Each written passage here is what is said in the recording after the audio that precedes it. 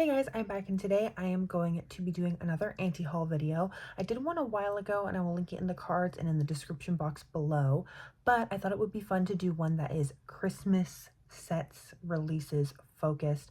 I think I used to get a lot of FOMO around like limited edition sets, especially holiday things, and like collaborations, and this year nothing has really caught my eye. The one thing that I did think looked really pretty has caused a kerfuffle on the internet. And so I'm just avoiding it at all costs, and that's the Patrick Ta little duos because those looked really pretty and sparkly. But apparently there's some issues with the amount of sparkle per ounce in them anyways. So since those were really the only things that like I remember seeing and being like, ooh, that's pretty, I thought it might be interesting to go through more point by point and talk about what didn't interest me, because this can be a time of year where there's a lot thrown at us, and if you are shopping for yourself or for other people, it can be tempting to just buy willy-nilly without really thinking things through. I've definitely fallen prey to that, and we're going to do better this year. So the first thing that is definitely a skip for me is the new holiday 2024 collection by I think that's how you say it. It's Kim Kardashian's new makeup line. It's a basic brown with a couple glittery looking shadows, eyeshadow palette, some lip glosses and lip liners. And I just don't, I mean, I have way more lip glosses and liners than I will ever need in my entire life. And this palette is just basic. It also just lacks a lot of depth. Like a lot of the shades just kind of all look interchangeable. I don't think that there's anything very unique. Like the palette could probably be half the size and have all the same tones in it, and it's just not that exciting. I think if you're a fan of her, then that's probably her market. Hollow Taco they have the Underglow collection. I believe this is their like winter Christmas collection, and honestly the shades are really pretty. um and I have wanted to try her formula before because I've heard really good things, but I don't think I need this collection to do it. They're all really pretty, but none of them are necessarily shades that I wear on my fingernails a lot. So I feel like if I bought them, I would just wear them a handful of times, and I don't know if they would necessarily become regular staples. The only exception is this, there's like a purple mauve base with iridescent orange and pink shimmer. That one is really beautiful, but all of the other ones are just shades that I don't wear a ton of. Bobbi Brown, I don't know if this is for holiday, like this is like a collaboration, but I don't know. Bobbi Brown is doing a collaboration with Pac-Man, which I find very disjointed, but I guess I'd go them. I don't necessarily have any specific feelings about the game or the the any of the products. Like the eyeshadow palette just has like a pop of blue and then some like standard neutrals, and then the other products are just standard products in their range, so I don't really get this. It looks like Wet n Wild, instead of coming out with like a lot of like a collection, they're just doing these like packs that have like lip oils and candy cane and sugar cookie scented lip products, and then some like eye and face palettes. And I don't know, I'm not really a huge fan of like super heavily scented things. Mint things tend to be better than other scents, but like I feel like this time of year the mint is like really aggressively strong. And I don't know, the whole package of like the whole display is just not very appealing. And then it has a lot of things like their brush sets are pretty basic. I think if you're an avid makeup consumer, this is not meant for us. It looks like kind of it kind of looks like kids makeup to me. I don't know why. That's the vibe that I'm getting from it. We have reached the Patrick Ta shadows, and honestly, they're beautiful. Like but the part of me that craves and wants shiny things, that like puts on glitter all the time, loves this. And if I had heard great things, I honestly would probably have asked for one for Christmas or something. But like the swatches in some videos are beautiful, and then some people are not enjoying them. So it's just not something that I think I'm going to go for this year, but you never know. For maybe they'll get it together for future years. Ulta did a collab with Hello Kitty. Um, what brand was it? Beauty Creations Cosmetics did a collaboration with Bratz. And Disney collaborated with Spectrum Cosmetics. All of this just looks very much like kids makeup, like something that someone would have gotten for me when I was like 8 and loved, just like rubbing blue eyeshadow all over my eyes, and I felt so chic at the time. And I guess I just don't understand. The only collection that is with a a piece of media that I think looks really pretty is the Sigma Cosmetics The Little Mermaid collection. I'm surprised it's coming out now because the movie came out a long time ago. I'm surprised they didn't do this when, like, closer to when the live action came out, but the packaging I think is really cute. And then once I actually look at like the eyeshadow shades separate from the packaging and the context of the collection, it's not something that I'll use. So I can appreciate the thought that went into it, and they actually kind of made a collaboration that feels very The Little Mermaid without feeling like something that I would have gotten as a gift when I was really little. And they have shiny, sparkly bags and lip glosses and stuff too. Smashbox released what they're calling the Perfect Reds for holiday 2024, but they are all straight up metallic, like a metallic red eyeshadow rubbed all over your lips. And that's, some people really like that. I am not one of those people. If I am going for a really bold lip, typically I want it to be matte. Sometimes it can be glossy. I never really want it to be glittery. That's a personal preference. But for me, this is definitely like a pass. It's like two reds, like one that's like, and then like a deep fuchsia and then a berry. So it's not even really like all red. I don't know. If you took them out of the context of holiday 2024 and you removed all of that, I would have assumed that this was like just a random release, and I'm only seeing a part of the range because there's nothing else about it that's very Christmassy, which I find surprising that they released it now.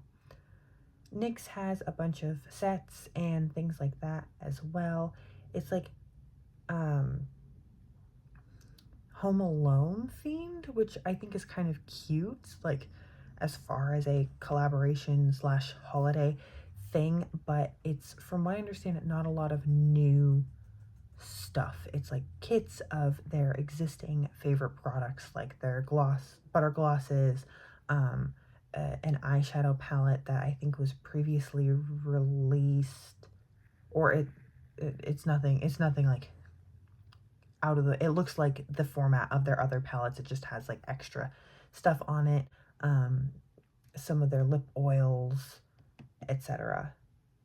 Dolce & Gabbana's Gemstone collection just kind of looks like something that they were planning on releasing for like spring and never got around to it, and they're like, just put gems on it. That can be holiday, and then they're releasing it now. Like, the eyeshadows are just kind of like pinky nudes, and the lipsticks are 2 like pinks and 2 reds. Again, red lipstick, I get it. It can be holiday-y, but I don't think that it in and of itself is like a holiday product. And so, I don't know, a red lipstick is an inherently holiday. And I feel like a couple of the companies have been like, there we go, we're done. We did a red lipstick. ColourPop did a Frosty the Snowman collaboration that I think is their holiday release. This is kind of dipping back into looks like kids makeup to me. Also, I think it's not just like the packaging. The packaging is part of it. It's also just like the colors. It's a lot of like frosty shades that are giving me icing eyeshadow palette flashbacks. And then they have like glitters and like a pink and a white highlighter, and just not things that I think are typically very flattering. Ulla Hendrickson has these shimmery lip glosses, lip balms, which are fine if you want a shimmery lip balm. I either want a balm or a lip product. I struggle with like tinted lip balms. They just never look the way that I want. When I'm wearing a full face of makeup, they don't look like enough, and then when I'm wearing no makeup, I feel like it looks very disjointed to just be having a tinted lip product. I'm just not a clean makeup girly, and it always just looks a little bit strange on me. Guerlain is doing an advent calendar. It is $750. I don't even need to say anything else. $750, that is insane. No, absolutely not. That is offensively expensive. Um, House Labs is just doing little bundles of what I believe to be largely pre-existing products, and it looks like they have one exclusive shade, and it's this like shimmery lip gloss. It's their PhD hybrid lip glaze, and then everything else they've got like powder and cream blush duos. I've heard really good things about their blushes, so if I was looking at this for a gift for someone else in my life who really loves a lot of blush, and so I thought this could be something interesting, but the colors are quite bright, so I don't think this is for the faint of heart. And then another holiday release that is like kind of interesting is the Roxa palette by Natasha Denona. I think like as a color story, it's very visually striking and the imagery is very pretty. I'm liking it mostly because I feel like Natasha Denona went very neutral, and for the last like 5 of their palettes, it was like I need a nude, I need a cool, soft. There was like the glam palette, the bronze palette, and it was all of these very neutral. I don't want to say redundant, but very similar color stories. And this one's definitely got some like dimension to it. It's honestly also not that, like, her eyeshadow palettes are $69, which is a lot of money, but like my Huda Beauty palette I think was $65. So we're kind of nearing like a Sephora reasonably priced thing. This is not something that I think that I would really reach for. The like multi-chrome shadows, there's like 2 that look really pretty, but I don't think that this is worth the whole palette for like 2 really pretty sparkly eyeshadows. I have really pretty sparkly eyeshadows and I'm wearing them today. Something that I think came out around Halloween, but I'm looking at it and like getting Christmassy vibes, is the Maybelline Sparkly Mascara. This would be fun, but I have a hard enough time getting glitter in my eyes when I'm washing it off at the end of the day, when it's just like on my lid. I can't imagine if it was on my lashes. I feel like that's just asking for a problem. Fenty Beauty did an advent calendar with his got blushes and primers and things. I think the idea of advent calendars are really fun, but then I never even like, but I would never buy all of those things separately, and then I always end up talking myself out of it. Dolly Parton's packaging is adorable. That's all I need to say. That's not necessarily a holiday release. I just love the sparkle. That's a thing that I can appreciate looking at without actually like getting my hands on it.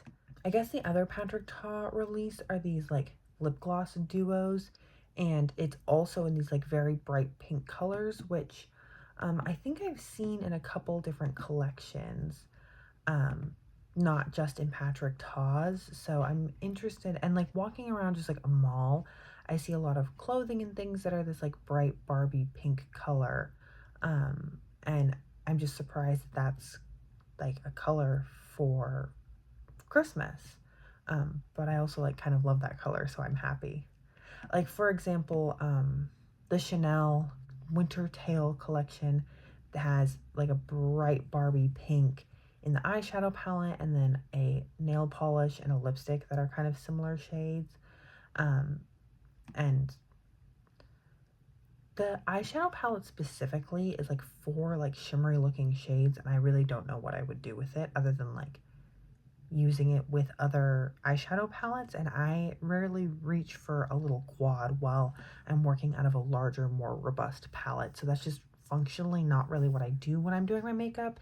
And I've never tried anything from Chanel, but I think from what I remember, their lip products are very heavily scented, and so I don't think that's for me. The last few, one that's like I do think is objectively very pretty, I think Hourglass, their ambient lighting palettes are just like pretty. I've loved the daylights out of mine that I have, but I know now that I've worked on it for more than 2 years, but I panned it for 2 full years, and I still haven't used up one of the blushes and the highlighter.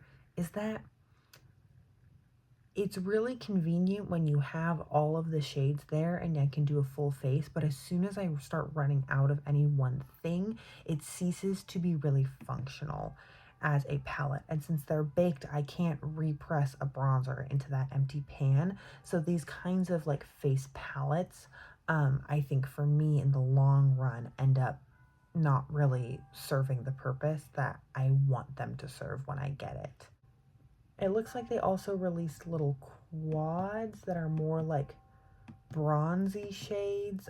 Again, really pretty, but I would run out of the like the finishing powder and the bronzer way before I run out of the blush, and then that's even before I'd run out of the highlighter. So I just need to remind myself that I have a full palette, that it has like one product left in it, and it would still take me another like full year to pan it.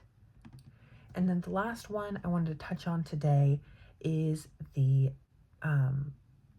Pat McGrath ones. They palettes. She has a lot of different things. She's got a mega eyeshadow palette, a standard size eyeshadow palette, duos, quintets, and then some little lip gloss and lipstick packages. I am really curious about her formula, but I have also seen a lot of people finding her things at like TJ Maxx and Marshalls, and I think what I'm going to do is just scour TJ Maxx and Marshalls for any of these leftovers, because these shimmers look stunning, but I don't like the larger one, which is the one that has more of the shades that I'm like, that's really beautiful, is $76. And that's not, it's not so pretty. I don't think I'd get a lot of value from it given how much eyeshadow I have, but I am really tempted as well, and I do think they're really pretty. So if I found one of the duos, or maybe this, or one of the palettes, and I could see it in store and it was on deep discount, I would definitely be tempted, but not right now. Not pre-holiday. I'm looking for like a January 2025 Pat McGrath holiday palette. So that is everything that I have for today's video. Thank you so much for joining me. If you are new here, please stick around. I've got a lot of stuff planned for December, and I am working really hard to make sure it all gets up as planned. And most of all, I hope you are having an incredible, awesome day wherever you are, and that I get to see you in a future video. Thanks, guys.